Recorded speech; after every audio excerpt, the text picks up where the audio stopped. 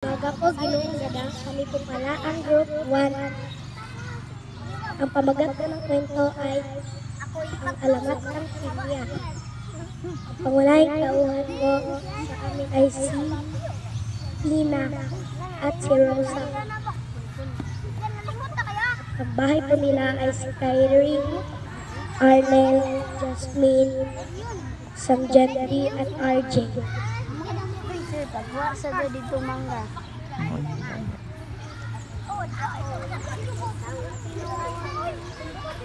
Alamat ng Pinya. Si Pina ay nag-iisang anak ni Aling Rosa. Mahal na mahal niya ito kung kaya inais niya itong lumaki na may kaalaman sa paggawa ng mga gawaing bahay. Ngunit si Pina ay hindi mahilig sa paggawa ng mga gawaing bahay. Ang nais niya lang ay makipaglaro sa kanyang mga kaibigan. Isang araw, nagkasakit ang kanyang ina at napilitan si Pina na gumawa ng mga gawaing bahay. Isang araw, habang siya ay nagluluto, hindi niya makita ang sandok.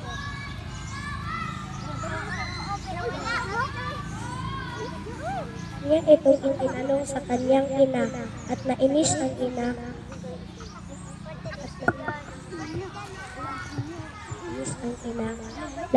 Sapagkat lahat na lamang may itinanong ni Pina, sinabi ulit ni Aling Rosa ay dito na sana ay magkaroon ito ng maraming mata upang makita ang sandok, ay makita ang mga bagay na hinahanap nito ni Pina. Ay tumalab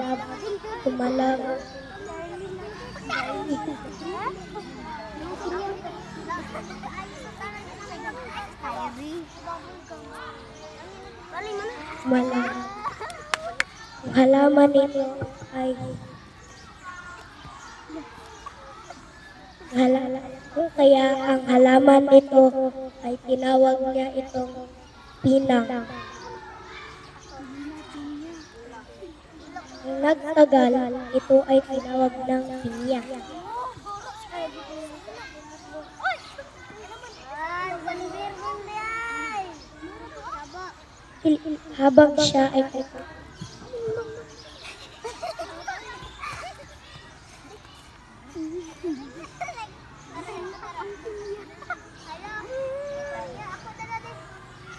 Habang siya ay kumakain, iniisip niya pa rin si Pina.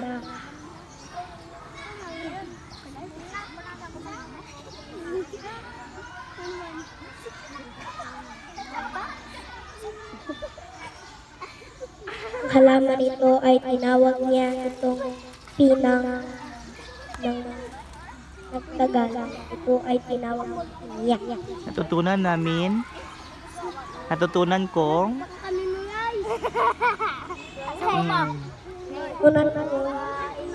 maging ano ang natutunan niyo sa kwento?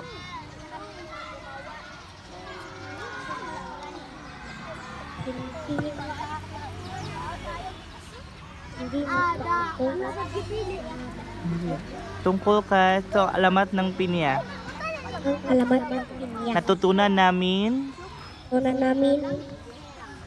mag-ingat sa aming mga salita. Kanta?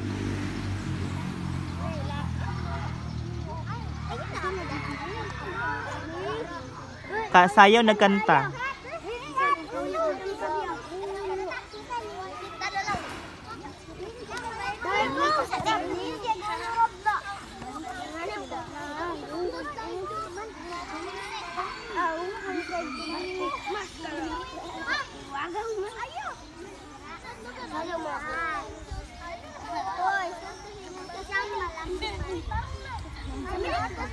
Danira mo sa landong nga part kay window mo.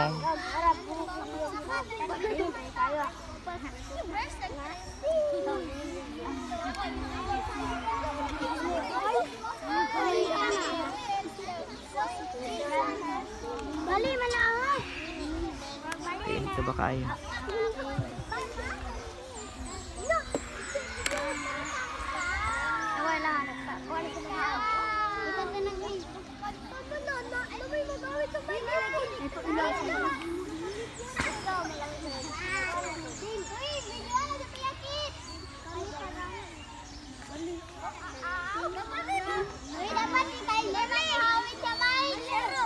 Kaplo ka.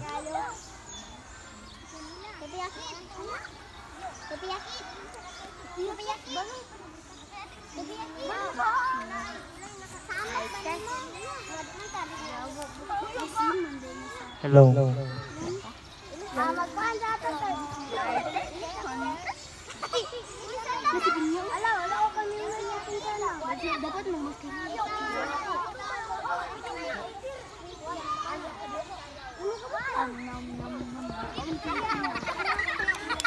Okay, 5, 6, 7, and. Sige, kamu na lang katatanan. Ready, 5, 6, 7, and.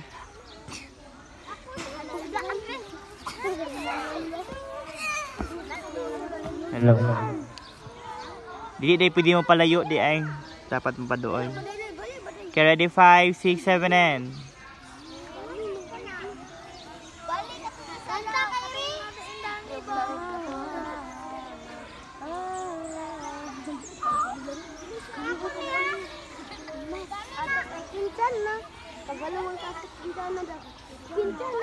Ihawi din sa kamot, ipataas na yun.